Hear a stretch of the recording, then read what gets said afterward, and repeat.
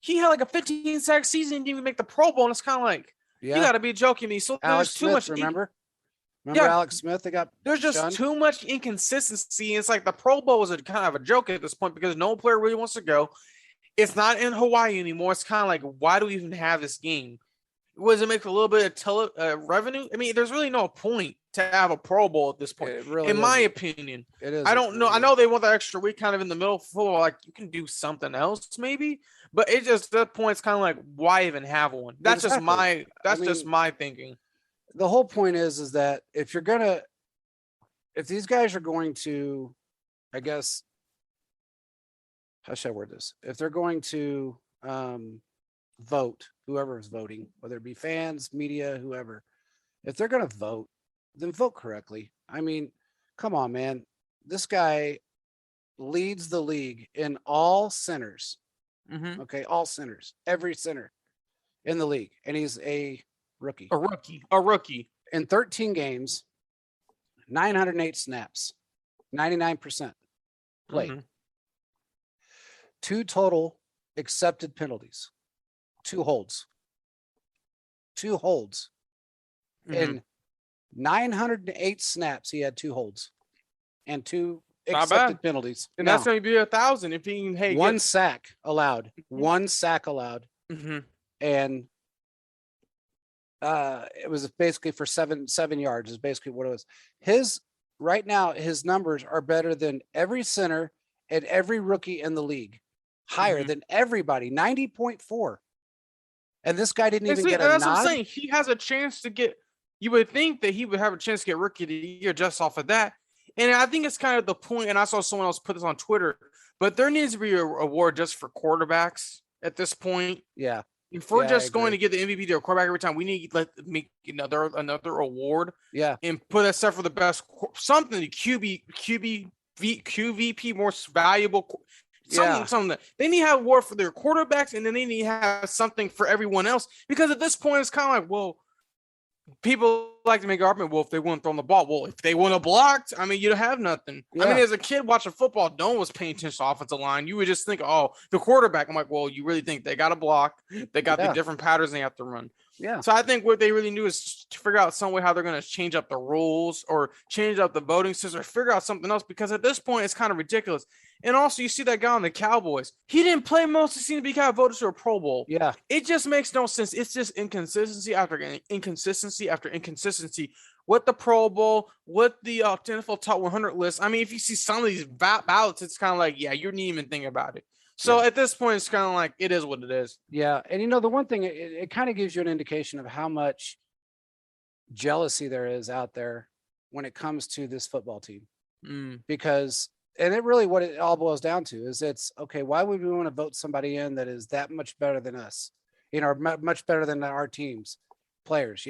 I mean, it's down. It comes down to a hater factor is what it really boils down to. And that's sad. I mean, at least with the top 100, you're getting voted on by your peers. Okay. Guys that are in the But even with that, though, man, it's kind of like, really, like we've seen some of these ballots before. You're like, really, he's number 1 in the league. I mean, that's a joke. Yeah, I know. It's like when Tyrann Mathieu got voted where he got voted. I thought he was much higher than he's a top 25. Yeah, easily. Easy. Yeah, but he's like 45 or something. That's 52 like, this year, I think, or 50. Well, he was like something. He was in the high number. I was like anywhere between 40 and 55, and I was like, that makes no sense. He's a lot better than that. Way better.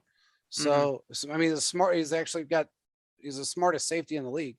He knows what he's doing. He knows what he's doing. No doubt. So it's all about, when it comes to those things, it's like, Charles, our writer, he put out, you don't get banners for Pro Bowls. Yeah, and that's what I'm at the point. I think with the Chiefs, they don't care. They basically earned all accolades. They won a Super Bowl ring. They want those AFC championships. They want those AFC West championships. Yeah. And at that point, they really want to do that. Yeah, yeah.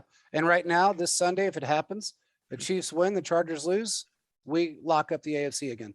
Hey, that's perfect. And I think Matt McMillan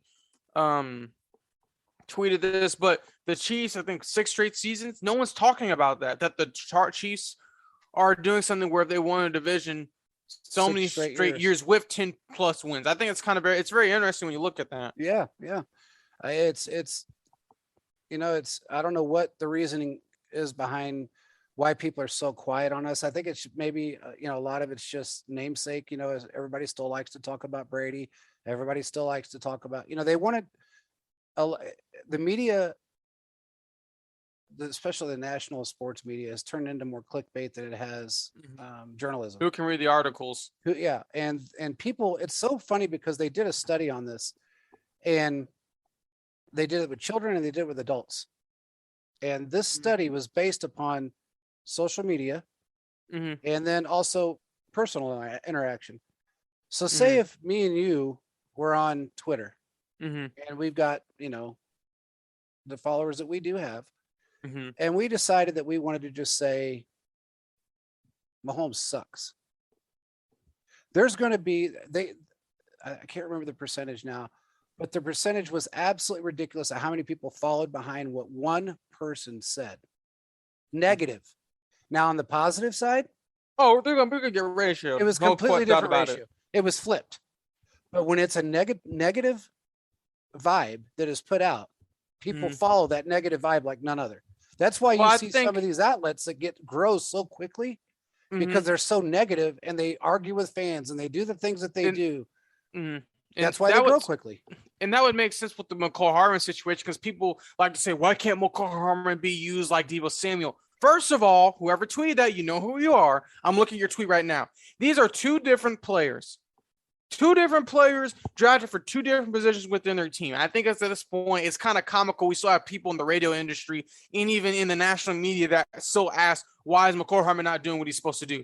Two completely different players that had two different skill sets. Yeah. Different systems, different skill sets. It's kind of comical. You would think that stuff grows, and it makes other people be like, oh, well, maybe they're right because they have a check mark. Maybe Hardman's not good. Yeah. No, that's not true. What we have is people who are just doing clickbait stuff and just saying whatever they think, trying to rile up. And I understand you got to have a hot take in radio, but it kind of makes no sense in the end of the day, because it's kind of like, look, these players are here for a reason. We should not draft him. This is not the Chicago Bears where we draft talent and then we can't do anything. Exactly. So at this point, what I'm seeing is that what I see from this point is that, look, we have this player for a reason. McCall Hardman is going to come into his own. He's going to come into his own. You got to give him time. It's not going to be no automatic thing. But to compare him to other players, it's like me comparing myself to you, JP. You are older than me. You are well more established. I'm not at that point in my life. So there's no point for me to sit on my couch and weep and mope, be like, I'm never going to be like JP. I'm not going to have the money. I'm not going to have the family. I mean, that's kind of basically what they're doing at this point, basically trying to complain, basically making these players compare themselves. And it makes sense why Hardman got fed up in one day and was like, y'all need to stop comparing me. I'm not a number two option on this team. I mean, that's basically kind of what we're looking at, where people who understand the game works are taking these silly stances just for clicks and views. And it makes no sense. It's just irritating at this point, because they do not know what they're talking about, and they continue to spread misinformation that causes players to not like the radio stations and media, and then those players will end up going to another team and being more productive. Exactly. And that's exactly what happens, and people don't want to believe it. Oh, well, they get paid to listen to our bullshit. No. There's a difference. There's a difference. There's a difference between saying, well, I think that the Chiefs should do this with McCall Hardman, instead of saying McCall Hardman sucks. Why is he underperforming? There's different ways of saying things, but we've seen a consistency where they're coming after the man for no reason. It's kind of like, look, let the man be. Yeah. Did he struggle at the beginning of the season? Yes, but he is figuring it out. So, I mean, just give the man time. Yeah. Well, all I know is that, and then there was another one, this Jerry Jackwagon. I don't know what Jerry Jackwagon. I don't know what his name is. He's he's a Pittsburgh. He's actually more of a golf writer, I think, or a golf announcer or something. But he's more into golf than he is anything else. I had never read one thing he had ever put out. And I got to be honest with you, I'm glad I didn't. Just a little excerpt that was put up on Twitter. After reading that, knowing the fact that I had never read anything prior to that makes me a smarter person.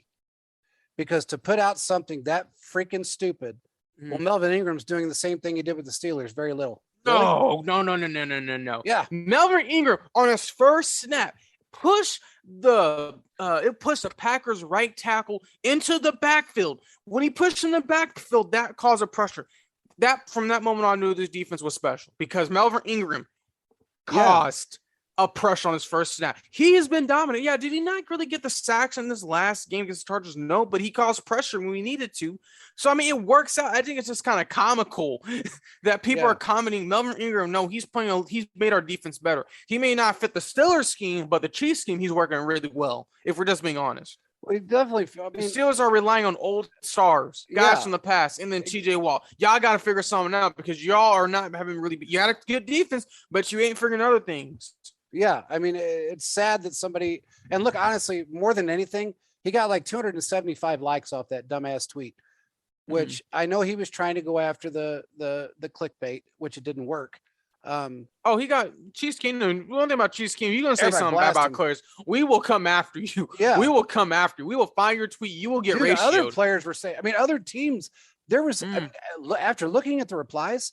I mean, people from even the AFC West were saying, "Okay, come on, man. What are you? You should delete this because they played against him." Okay, I mean, he's good. He's damn good. He changed our defensive line, period. He changed our defense because when you step up the defensive line like that, it helps every other player all the way back through the secondary. And that's exactly what he did. He shored up the defensive line. That's true. And that's exactly what we needed. He put Chris Jones back in the middle where he belongs and where he thrives at. He opened it up for everybody, for Chris Jones to thrive. And also Jaron Reed. And everybody's feeding off of it now, man. Everybody's feeding off of that. So, our stats guy had surgery today, so I'm texting him back. Yeah, he's doing all right. Yeah, he's doing fine. He said he's a little sore, but he's doing okay. That's good. That's good. He's doing better. That's good.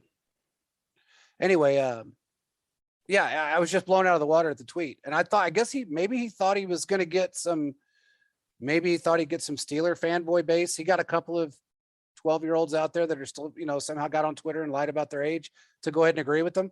But other than that, either that or he got somehow Stevie Wonder started agreeing with them because you got to be a blind motherfucker to think that he ain't playing his game right.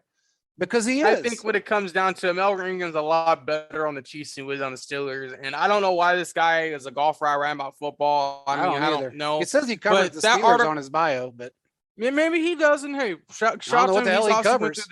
He went through the degree and everything, got it all done. But what we see at this point is that the article has no base, has no merit because we've seen what Melvin Ingram does week in, week out. So, I mean, it's funny too, because I actually put out on Twitter, I said, man, he must be doing a collab with the next Chiefs beat writer that moved up to Pittsburgh. Yeah. I mean, I wouldn't be surprised at this point. I would not be surprised. Yeah. I mean, that was probably that's going to be on hot takes pretty quick or cold takes or whatever you want to call that. Oh, that will definitely be on. If Melvin Ingram shows out for the rest of the season, that will definitely be a freezing cold take. I already know. Definitely. I already seen that. I already see that happening for sure. He's going to get blasted. So I'm kind of surprised he left it up after as many people went after him. Some of these. Well, he got a lot of clicks on his article. So and that's what and that's probably what they wanted too. It's so funny, man, because people don't understand that the clicks that you give them pays them every single time. And that's why you just worry about counting the money too. It is. They're following the cash, and when you got a troll account and somebody that wants to say something like that or argue with fans or say they have sources that they don't or whatever the case may be, it always ends up the same thing.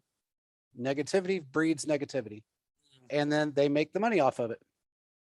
You and I don't make any money off this, but we're not negative either, and that's why we're liked by the NFL and we're liked by the Chiefs. Because we look at our account, we have over 30 people that are checkmarked with Bob, Mike Sando, Troy Hawkins, many more. These people like what we do. Yeah. So it's not, the guys that are players, when you got a Sammy Watkins and guys like that have followed us, that they know, and still are, they know that we are a player's brand because we've been there. I've been there. I know that. And I know you've been around it enough to be there. We're always going to be pro player. I always basically understanding is that what it comes down to, it's not going to be as easy as these people try to make it. The NFL's hard. It's not that easy. You're gonna have to. It takes time. I saw one guy tweet